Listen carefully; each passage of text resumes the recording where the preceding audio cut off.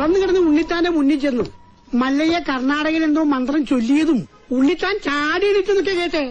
ചാടി എഴുന്നേറ്റ് പഞ്ചായത്ത് ഗ്രൗണ്ട് വഴി 2 റൗണ്ട് ഓടി. ഒന്ന് പോടോ.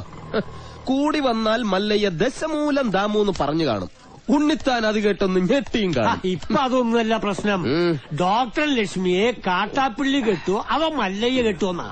പെണ്ണിന് വേണ്ടിയുള്ള യുദ്ധം ചരിത്രാതീത കാലം മുതലേ തുടങ്ങിയതാ. പണ്ട് അമേരിക്കയിൽ എന്താണ് സംഭവിച്ചത്? ഈ നായിന്റെ മോനെ ഇനി ഞാൻ കൊന്നുകളയും. നീ എന്ത് പറഞ്ഞാലും എന്തിനാണ് അമേരിക്ക പോകുന്നത്? ഇവിടെ അത് പോട്ടടാ രാമു. അല്ല പിന്നെ ഇവനെന്താ സായിപ്പ് ഉണ്ടാക്കിയത്? വേലിൽ നീ വായനശാലയിൽ പുസ്തകം വായിച്ചോണ്ടിരുന്ന നിന്റെ കണ്ണി ഞാൻ കുത്തിപ്പൊട്ടിക്കും. ഓ, എന്റെ കയ്യിൽ എസ് മോഡൽ കത്തിയില്ലാതായി പോയി. പാലിന്റെ പാത്രം ഒഴിഞ്ഞെങ്കിൽ തന്നോളൂ. ഓഹോ, നീ മല്ലയ്യയുടെ വീട്ടിൽ കയറി താമസിച്ചിട്ടും മല്ലയ്യയുടെ മനസ്സിൽ കയറി താമസിച്ചത് ആ ഡോക്ടർ പെണ്ണായി പോയല്ലോ ഗൗരി. ചില മുതലാളിമാരൊക്കെ അങ്ങനെയാ പരമുള്ളേ. വീട്ടിലൊരു സെറ്റപ്പ് ഉണ്ടെങ്കിലും കല്യാണം കഴിക്കുന്നത് വേറെ പെണ്ണിനെ ആയിരിക്കും.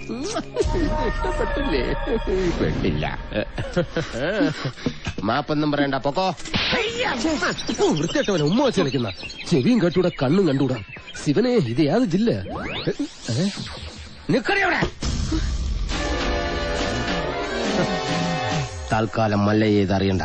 പെങ്ങളൂട്ടി പൊക്കോ. യുവമാരൊന്നും ശരിയല്ല, പൊക്കോ.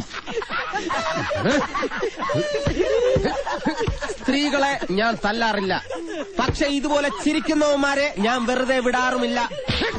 പാവം പെങ്ങളെ കമന്റ് അടിച്ചിട്ട് ചിരിക്കുന്നവടാ, കള്ളക്കളവാ. ചിരിക്കടാ, ധൈര്യം ഉണ്ടെങ്കിൽ ചിരിക്കടാ. നിനക്കൊക്കെ എന്നെ ശരിക്കും അറിയാൻ പാടില്ല. എടാ, നീയൊക്കെ ബോംബെയിലെ അധോലോകമായ ധാരാവി ധാരാവി എന്ന് കേട്ടിട്ടുണ്ടടാ? ഞാൻ കേട്ടിട്ടുണ്ട്, പോയിട്ടുണ്ട്. എന്താടാ